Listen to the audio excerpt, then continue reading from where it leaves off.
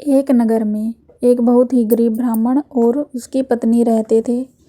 ब्राह्मण बहुत ही धार्मिक था और हर गुरुवार को व्रत रखकर भगवान विष्णु की पूजा करता था। लेकिन उसकी पत्नी को यह सब अच्छा नहीं लगता था। वह व्रत और पूजा का विरोध करती और घर में साफ सफाई, पीली वस्तुओं का उपयोग भी नहीं करती थी।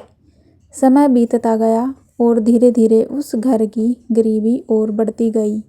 परंतु भगवान किसी न किसी रूप में मनुष्य का कल्याण कर ही देते हैं। एक दिन एक साधु, वास्तव में बृहस्पति देव, उनके घर भिक्षा मांगने आए। ब्राह्मण की पत्नी ने उन्हें अपमानित कर भगा दिया।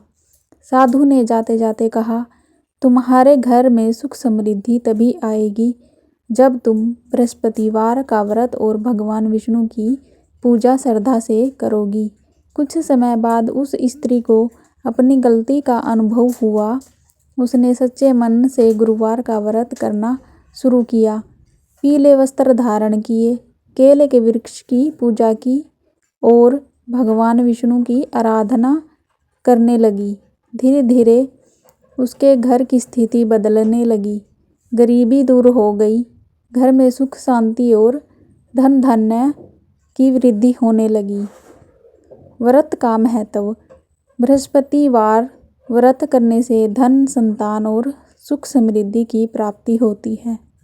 विवाह में आ रही बाधाएं दूर होती है।